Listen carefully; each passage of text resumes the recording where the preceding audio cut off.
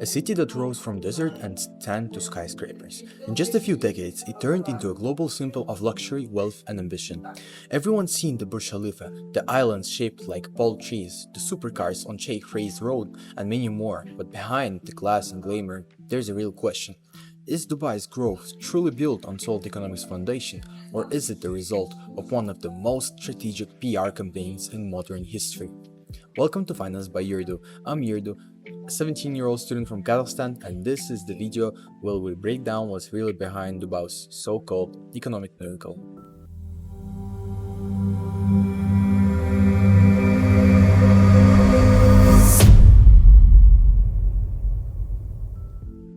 When people think of Dubai's wealth, they usually think oil. But here's the twist. Oil only makes up less than 1% of Dubai's GDP today. Back in 1960s and 70s, oil did give Dubai its first economic boost, but the first Emirates rulers quickly realized something: oil wouldn't last forever. So they made one of the smartest long-term moves any government could make. They used oil money not to build more oil wells, but to build the future. The city started investing in infrastructure, logistics and trade, and tourism and real estate. That's how you got things like Jebel Airport, now one of the busiest in the world, and the creation of Emirates Airline, which turned Dubai into a global hub. By the 2000s, Dubai wasn't just an oil city anymore. It was a brand, a symbol of innovation, business freedom, and luxury living in the Middle East. And that's exactly where its power came from. Not just money, but perception. Dubai positioned itself as the place where anything's possible, tax-free, fast-growing, and future-focused. Dubai's rise didn't just happen out of nowhere. It was planned, and it was smart. The city built its economy on three main things: tourism, real estate, and foreign investment. Let's start with tourism.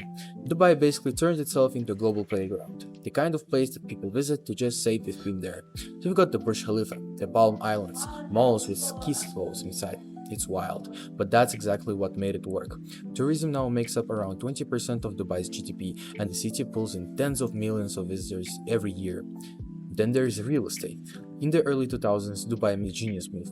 It allowed foreigners to buy property. That changed everything.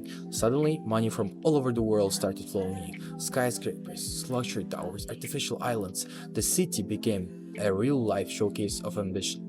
And even when things crashed in 2008, Dubai didn't stay down. It got bailed out by Abu Dhabi, restructured, and came back stronger than before.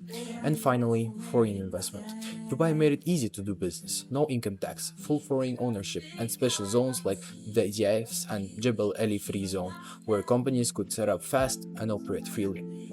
That's why so many international businesses picked Dubai as their Middle East base. The money moves easily, and the system is built for speed. So yeah, Dubai's rise might look like a miracle, but it's really not. It's the result of strategy, timing, and marketing that actually worked. Let's look at the other side of Dubai's success story: the risks that aren't always visible. Dubai's economy looks strong, but it's built on a few specific pillars: tourism, real estate, trade, and construction. These sectors are great, with global markets are booming, but they're also incredibly sensitive to external shocks. A slowdown in global spending or travel can ripple through in the entire systems.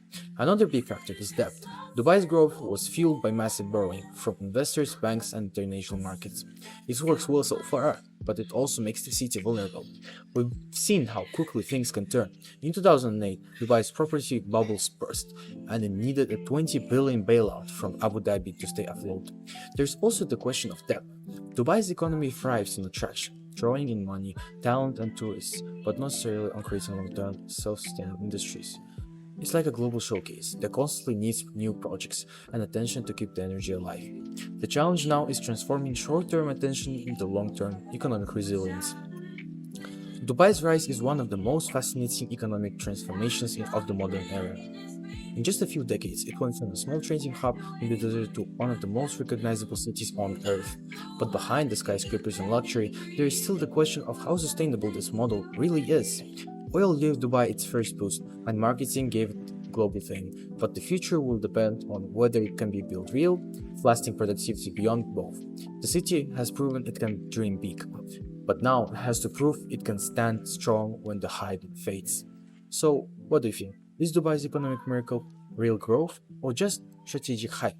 Share your thoughts in the comments, and don't forget to subscribe for more breakdowns of finance, economics, and how the world really works.